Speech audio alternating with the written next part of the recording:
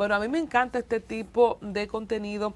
Le he venido siguiendo por muchos años a través de la radio, de amigos en común. Aquí está con nosotros, médico psiquiatra, el doctor José Dunker. Dos islas, dos países, una isla. De los casos que hemos dicho más sui generis en el mundo. Y vamos a hablar precisamente con él de estas naciones hermanas separadas por la colonización, como dice el libro. Gracias, buenos días, doctor. Sí, gracias Colombia, gracias por invitarme. Estoy esta noche, esta tarde a las 6:30 poniendo en circulación este libro, fruto de muchos años de investigación. Es un documento con muchos datos históricos de psicología social sobre dos países y una isla, un tema que nos interesa. A mí me gustó, Vargavila, mucho lo que ha dicho el doctor antes de darte paso, de mucha psicología social, y ojalá que podamos aprovechar este espacio para entendernos y entender, y a nosotros que nos ve tanta gente que no es dominicana, que no es haitiana, a través de nuestro canal de YouTube en Centro, Suramérica, hispanos de los Estados Unidos, y poder entrar un poco en entender la psicología, la sociología de estos dos pueblos que no solamente tenemos diferencias marcadas por los territorios, sino que en conducta y en la praxis somos muy diferentes, Vargavela. Así es, ciertamente este legajo de 231 páginas que les regala este prominente profesional, el doctor José Dunker, psiquiatra, escritor, investigador, la verdad es que es muy importante, muy trascendental para conocer muchos datos ocultos sobre la historia entre República Dominicana y Haití. Gracias, doctor, qué bueno que nos los ha traído.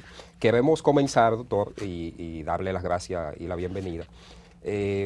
¿Cuáles son los aspectos más destacables en esta obra, en esta joya literaria que usted pone en circulación en el día de hoy? Y gracias por elegir este programa para venir a darnos esa exclusiva, esa primicia. Sí, mira, la frontera es un reto y un problema.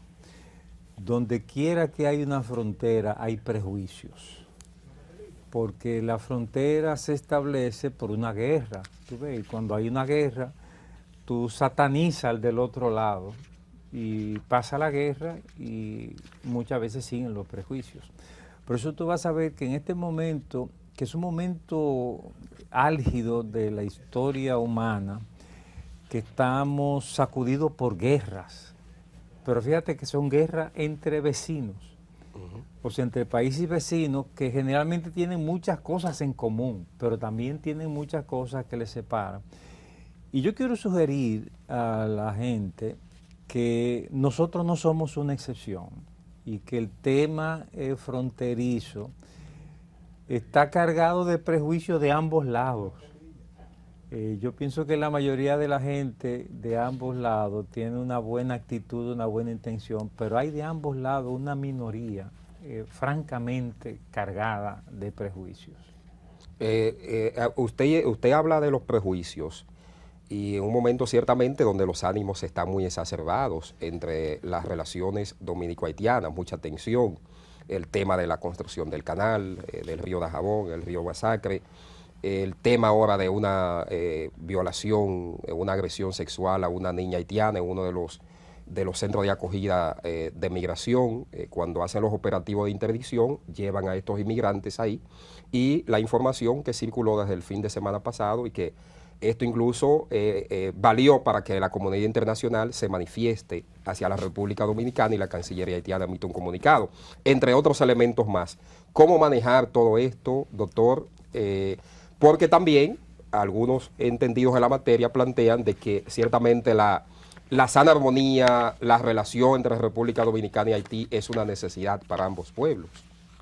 Sí, es una necesidad. Mira, y hay algunos aspectos que yo quisiera que no pasen por alto los amigos televidentes. Mira, la frontera dominico-haitiana ha sido definida como una de las vetas mineras más importantes del mundo. Eso lo escribió un informe Isidoro Santana, que fue ministro de Economía del gobierno de Danilo Medina. En un informe él dice, la frontera dominico-haitiana es una de las vetas mineras más importantes del mundo. Me parece una exageración, tú ves, porque eso es decir del mundo, pero lo dice así textualmente. La frontera dominico-haitiana tiene una riqueza de oro, plata, zinc, hay tierras raras también, especialmente del lado haitiano. Eso es un reto para que de alguna manera nosotros negociemos con los haitianos su explotación. O sea, nosotros necesitamos vías de comunicación. Y mira, esas riquezas, ya hay una compañía que se llama Unigold, que es hermana relacionada con la Barrick Gold. Ya hicieron un contrato para explotar esas tierras. Pero tienen casi 20 años ahí en mi provincia de Dajabón, en las lomas de Restauración, explorando, haciendo los estudios del lugar. Pero acá firmaron un contrato por 75 años. O sea, cuando esos canadienses firman un contrato por 75 años, eso significa que ahí hay riquezas. Y ese contrato en Dajabón es para explotar toda la riqueza que hay en Dajabón. Mira, lo que se está discutiendo del río Masacre es insignificante en comparación con la riqueza minera. Y si esas... ¿Qué usted plantea, Dunker, que no debimos haber peleado por la construcción de ese canal? Bueno, yo no tengo toda la información, pero yo pienso que lo que se ha hecho por ese canal no valía la pena. Yo pienso que se hizo una laraca demasiado grande. Pero, ¿por qué no ha habido ninguna protesta cuando nosotros le entregamos a la Unigold el derecho a explotar las riquezas de Dajabón? Ya de este lado, la Barrick Gold firmó también un contrato. O sea, mientras nosotros nos estamos peleando por un chorrito de agua. Por un chorrito, así mismo, y por un chorrito de agua, esa grande compañía están negociando con el gobierno de Haití. Aquí dicen de este lado que no hay gobierno para negociar, pero ya ellos firmaron un contrato por 75 años. De aquel lado también. De aquel lado, de los dos lados. Lo que yo estoy diciendo, señores, y pueblo dominicano, es que necesitamos estar alerta a esa riqueza minera. Mire, si esa riqueza minera se explota para beneficio de nuestros pueblos que ocupamos la isla, esta isla se puede convertir en un paraíso. Hay más oro escúcheme Máximo, ahí en las lomas de Restauración, porque yo tengo mucho tiempo viéndolo, tuve en una ocasión, visité el centro de operaciones de la minera Unigold, que tiene más de 20 años explorando en Dajabón, pero se ha dicho también que ya ellos han extraído oro y que esto no ha sido informado, no ha sido reportado. Eso ahí hay más oro que esto de Barrio y Pueblo Viejo, porque también se ha planteado esa posibilidad. Mira, se está planteando, incluso la mina de oro de San Juan de la Maguana, que comienza en Haití. Esa mina de oro comienza en Haití y ya del lado haitiano ya la están haciendo su contrato para explotarla. Es probablemente la más grande del mundo. O sea, estamos hablando... ¿Usted se imagina que en la tierra de mami le toque colinde un chin de ese oro? Porque yo soy de San Juan, bueno, usted sabe. Lo grande ¿Usted imagina que la parcela de mami haya oro abajo? Lo grande es que mientras nosotros nos entretenemos con estas guerras aquí, los americanos, los canadienses, están asegurando sus contratos para explotar esas tierras. Ese es un punto que yo quiero que prestemos atención. Mire, el otro tema es, miren, hay situaciones indudables de violación de los derechos humanos. Eso no podemos tapar el sol con un dedo.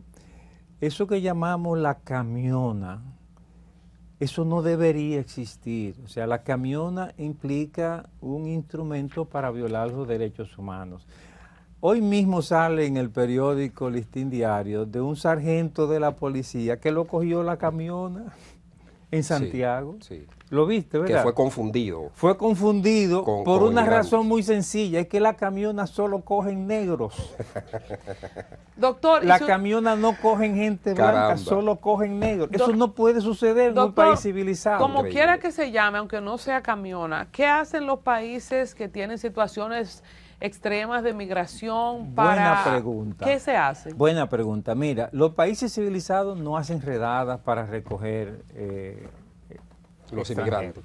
Eso tú no lo vas a ver en ningún país civilizado que salen buscando. No, miren, en Estados Unidos, si hicieran redada contra los dominicanos ilegales, nosotros tendríamos un problema nacional aquí, pero por suerte no hacen redada ni en Estados Unidos ni en Europa. Lo que hacen todos los países del mundo es que si te cogen en la frontera tratando de entrar, te devuelven.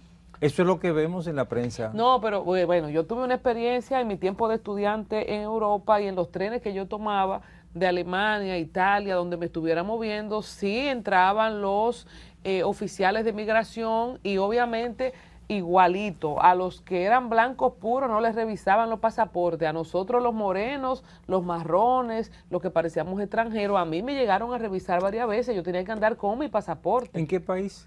Eso fue en Italia, en Alemania, básicamente en esos dos países, donde me movía y tomé trenes y me pasó a mí en persona. Bueno, en Europa ya no se hace por una razón, Hace unos añitos. sí, por una razón que ya se ha consensuado, y es que ellos necesitan inmigrantes. Claro, ahora se ha desbordado la situación por la crisis del Oriente, pero las grandes naciones necesitan mano de obra barata.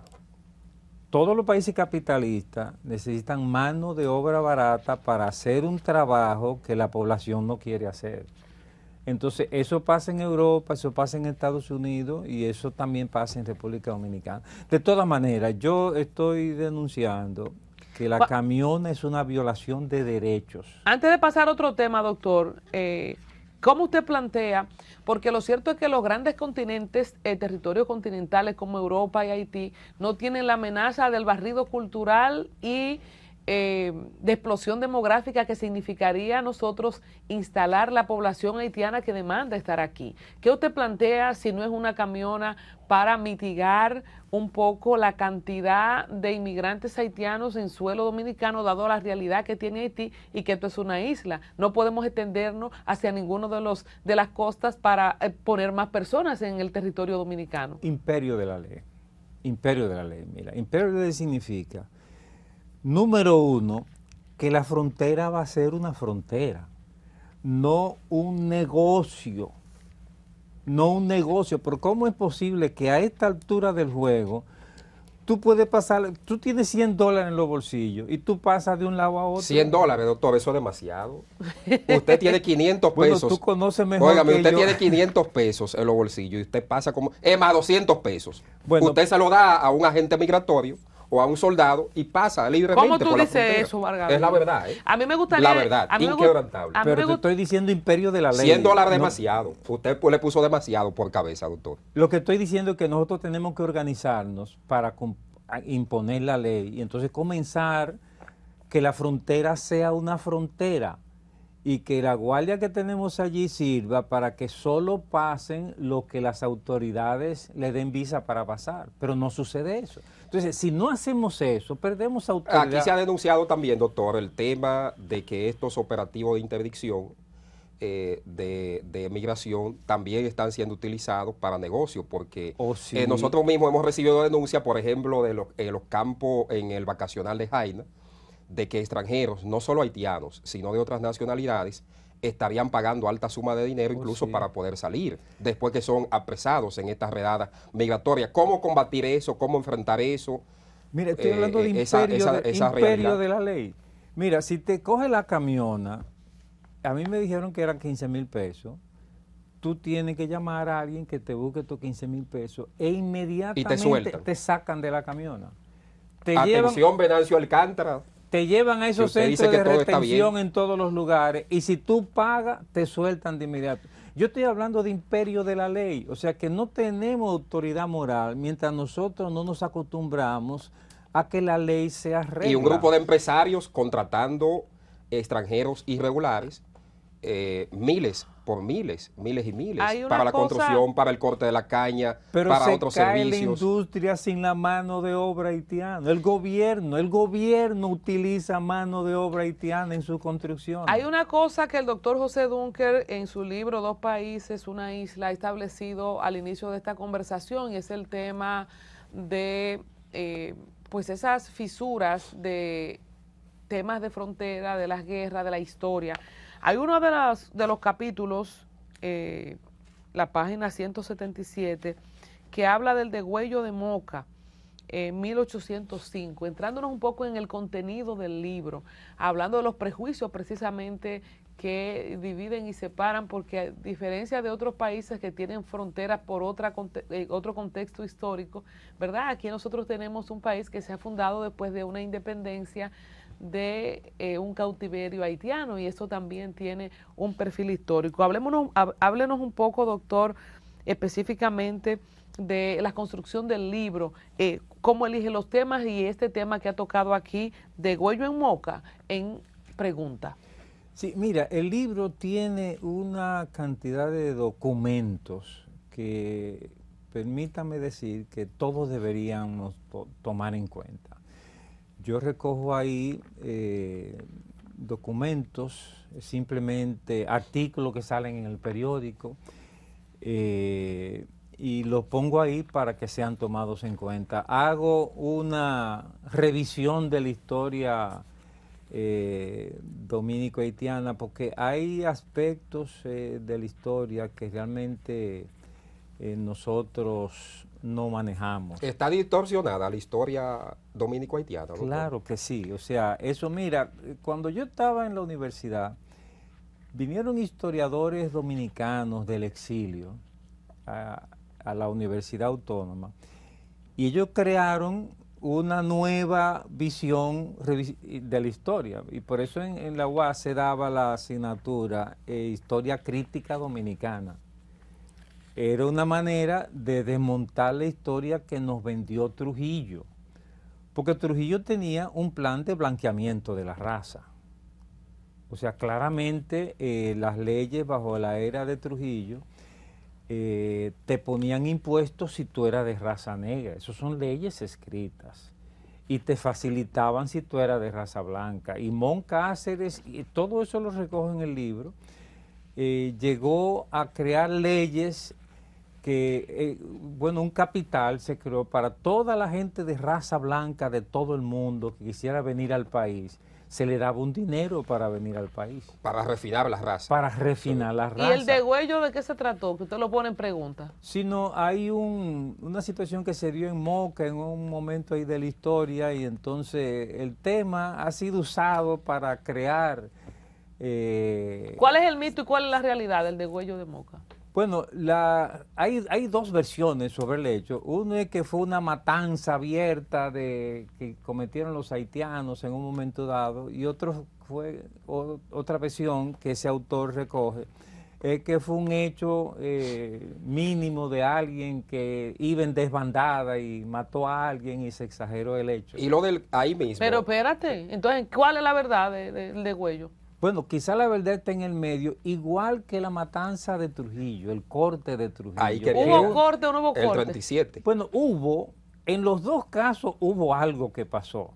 Lo que pasa es que el prejuicio de un lado y de otro lo exagera para dramatizar la cosa en contra de uno, en contra de otro. Doctor, a propósito de eso, ¿qué usted piensa del exterminio de los aborígenes? Porque hay algunos conservadores... ¿Te fuiste lejos? Sí, porque sí. Aquí vamos a llegar a la gran verdad de todo esto, del contexto de la historia dominico-haitiana. A mí me encanta el libro de Cristóbal Colón a Fidel Castro, El Caribe Frontera Imperial, del profesor Juan Bosch, que ha sido también uno de los libros que recoge ese contexto histórico, pero que los sectores conservadores no quieren que se promueva porque dicen que Juan Bosch tiene mucho sesgo en ese libro.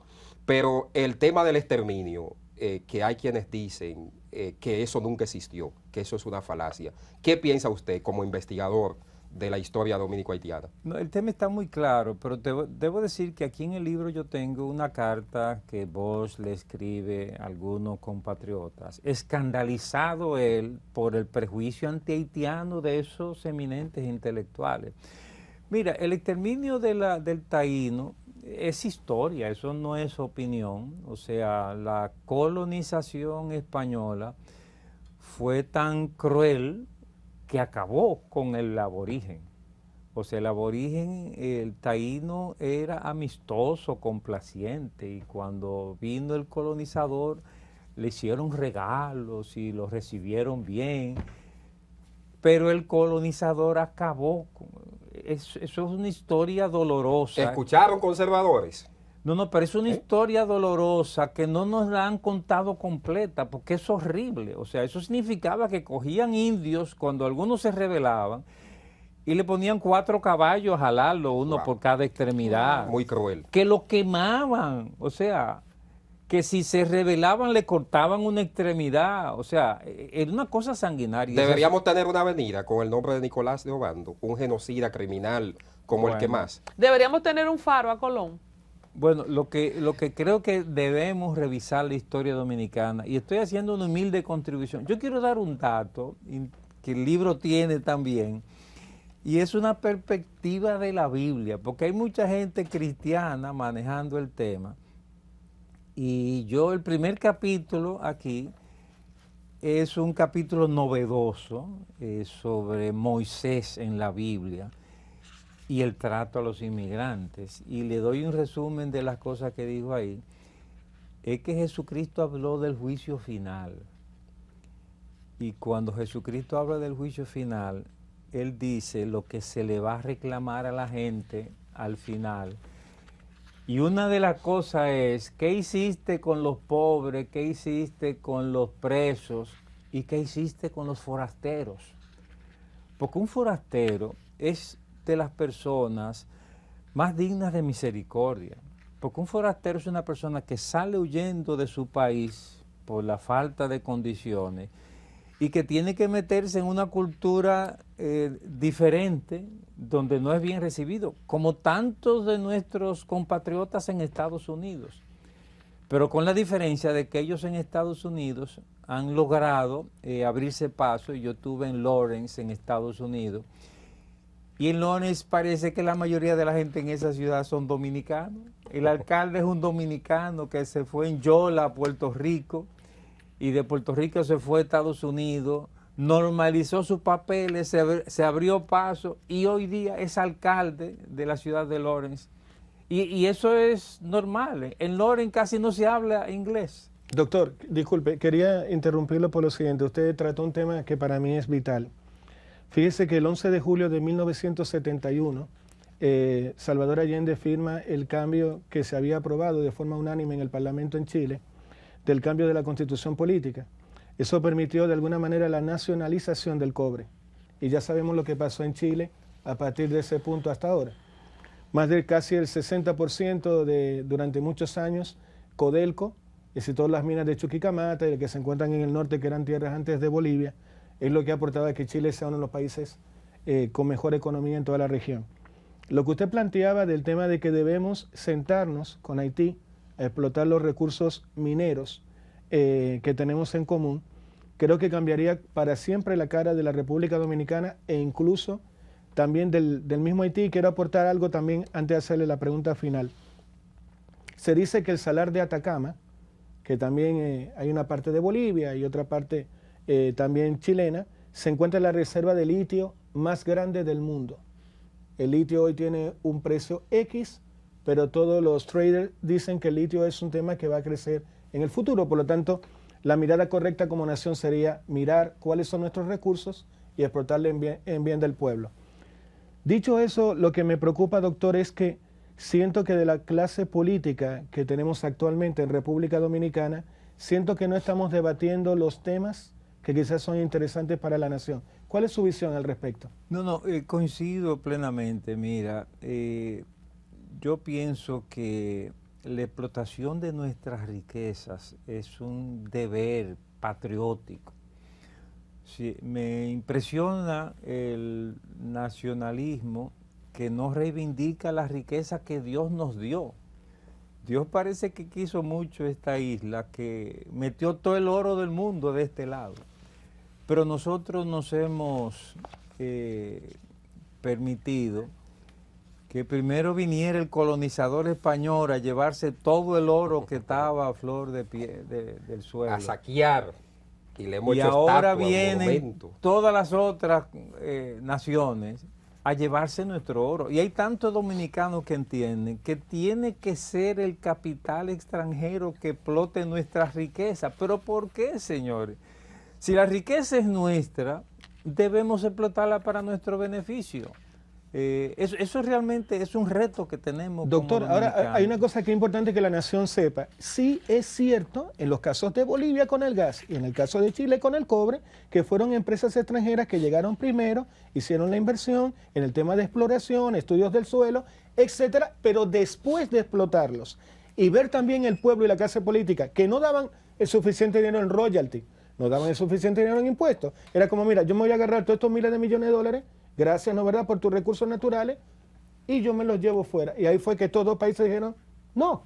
Es decir, cuando Chile nacionaliza el cobre, habían dos empresas canadienses y una americana, creo, y dicen, señores, hasta aquí llegamos, ahora todo esto es de Chile. Luego también se abrió la minería a la parte privada, pero con un royalty de un 35%. E incluso Gabriel Boric ha dicho que ahora para el tema del litio, el privado puede invertir, pero el Estado es socio. ¿Cuál es su mirada? No, mira, yo pienso que por esos lados va la salida, o sea, que se explote la riqueza para beneficio del país. Eso no significa negarnos a hacer acuerdos con compañías que tengan experiencia, pero que uno haga como que tú tienes tu patio y en tu patio tú tienes una riqueza. Tú no vas a llamar al vecino para que él se quede con la mayor parte. Entonces uno, mira, tú tienes más capacidad técnica, vamos a explotarla, pero esta es mi riqueza. Lo que se vio con la Barrigold es que a nosotros, según el presidente de ese momento, no quedaba menos del 10%. Y mira lo que está pasando en el mundo de hoy, que los países más ricos son los países más pobres.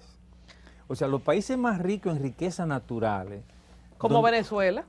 Sí, como Venezuela, pero estoy pensando en el África, claro, que tiene las minas de diamante más grandes, que tiene el petróleo, que tiene las tierras. ¿Y por qué será eso, doctor? Bueno, eso es inexplicable, doctor. ¿Cómo no, explicar hay eso explicaciones, pero ahí entramos en el tema político, que es más complejo. Y hay que decir esto, mira, que se ha manejado mal el tema de la nacionalización de esas empresas. Porque ya los grandes países como Estados Unidos no solo defienden democracia, sino intereses particulares. Yo debo decir que yo viví en mi juventud la experiencia de un presidente en África, creo que era en el Congo, Patricio Lumumba. Y yo admiraba a Patricio porque yo lo veía luchando por su país, por la riqueza de su país que fueran para los congolenses. ¿Qué pasó? Lo mataron. Doctor, tenemos que irnos, pero ya producción nos apuntó para irnos, pero yo quisiera que usted me desmonte, aunque sea una fábula de esta. En el libro, en la página 99, dice fábulas fronterizas. El primer mito dice, los haitianos quieren invadir nuestro país. El segundo mito, Francia, Holanda y Canadá tienen un plan para fusionar la isla. El tercero, hay 5 millones de haitianos en República Dominicana, por lo menos esos tres, desmónteme esos tres. ¿Qué tan cerca estamos de la fusión? En un minuto que tenemos como que dicen irnos. algunos, doctor. No es verdad que los haitianos quieren invadirnos. Mira, pero ¿y con qué ejército nos van a invadir? No, pero no es con ejército, es con gente pariendo. De a 10 muchachos cada uno. Pero y nosotros los dominicanos queremos invadir Estados Unidos con 3 millones de dominicanos metidos allá. No. Es que ahí Estados Unidos aguanta, ya hay mucha tierra, aquí no. No podemos ir todos para Estados Unidos y eso es como quitarle un pelo a un buey. Pero la proporción, estos 5 millones que alguna gente está diciendo que hay de este lado. Ni 3,5, usted no le da 3 millones y medio. ¿Cuántos hay realmente? Eso es investigaciones, doctor. No.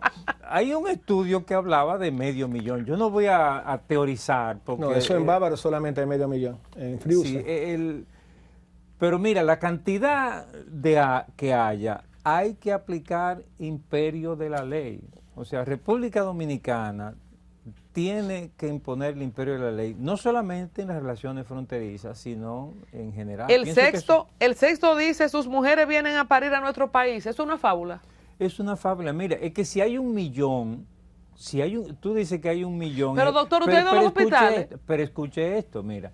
Si hay 1 millón de haitianos aquí, ¿a dónde van a ir a parir las mujeres de esos haitianos? ¿Sabe lo que pasa con el hospital público? Que las mujeres de clase media no van a parir al hospital público. A un hospital público van las personas de pobreza extrema. Solo esas mujeres van al hospital público. Y ahí se encuentran con las haitianas. Y ahí se encuentran de 30 mujeres, pero 20 mira, haitianas y 10 dominicanas. Yo cito aquí lo que dice un puertorriqueño sobre nosotros emigrando a Puerto Rico.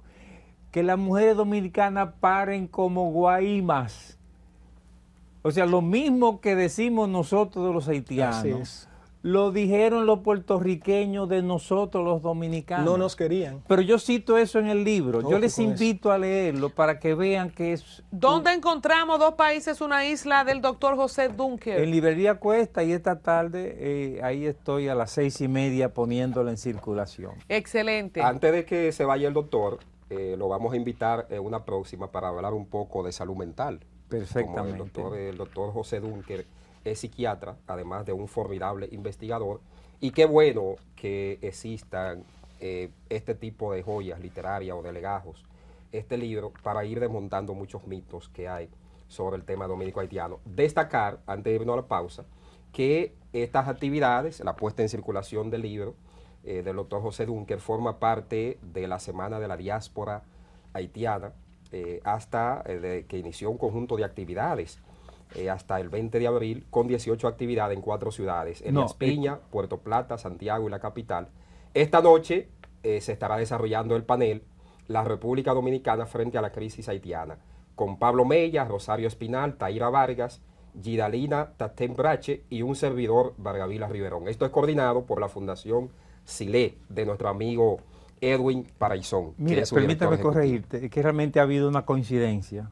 Esto es una actividad de Editorial Santuario, que coincide con esto, pero esto es de Editorial Santuario. Y es en Casa Cuesta. En Casa Cuesta. En Casa Cuesta a las 6:30, abierto al público. Exactamente.